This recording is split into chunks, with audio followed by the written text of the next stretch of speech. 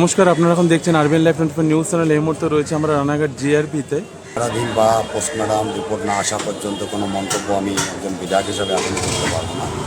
তবে যেহেতু আমার বিধানসভার মধ্যে বগুড়া স্টেশনে ঘটনাটা ঘটেছে, আমি ইতিমধ্যেই জিআরপিতে এসেছি এবং যেখানে পোস্ট ম্যাডাম হবে সেখানে যাব। আমি ইতিমধ্যেই মেয়েরা 3 বোন যে মারা গেছে এবং তার থেকে দিদি আছে, তাদের কাছ থেকে আমি বিষয়টা জানলাম।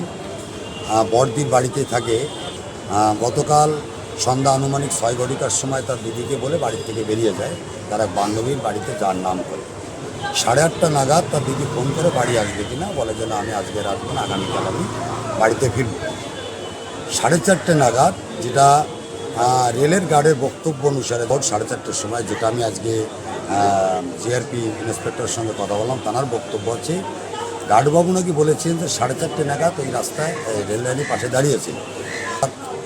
গতকাল সন্ধ্যা 6টার থেকে অধিক রাত অর্থাৎ ভোর 4টে পর্যন্ত তার কল লিস্ট যদি দেখা হয় তবেই বোঝা যাবে যে বাড়ির থেকে বেরিয়ে যাওয়ার পরে সে কোথায় কোথায় কার কার সঙ্গে যোগাযোগ করেছে। এবং দুই দিদির পরিষ্কার বক্তব্য যে এই পোশাকি অবস্থায় কখনো আমার বোন থাকে না, এবং ঘটনাটার পিছনে আমার মনে হচ্ছে কোনো না কোনো একটা বিষয় এর সঙ্গে যুক্ত আছে।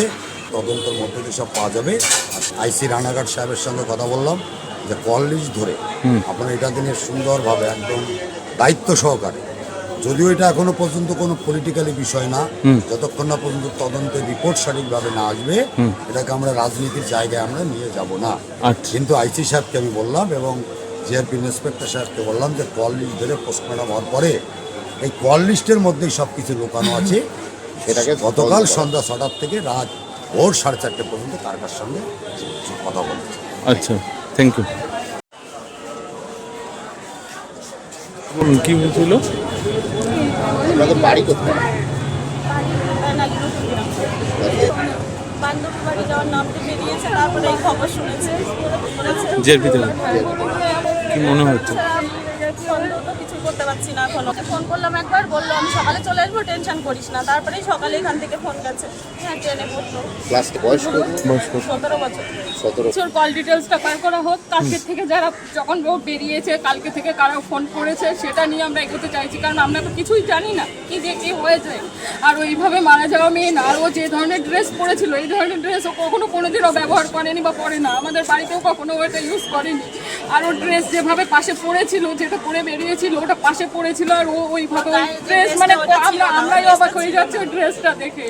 আর ওর হয়তো এমন কিছু, আমাদের যেটা মন বলছে এমন কিছু হয়েছে যে এমন কেউ কোনো ব্ল্যাকমেল করছে, বাধ্য হয়েছে ওটা করছে। কল ডিটেলসটা বেরোক, সেটা নিয়ে একটা ভিত্তিতে যাক যে কার সঙ্গে কথা হয়েছে না হয়েছে, কিছু যদি পাওয়া যায় সেটা নিয়ে একটা কিছু হোক। পুরোপাড়া স্কুলে পড়তো।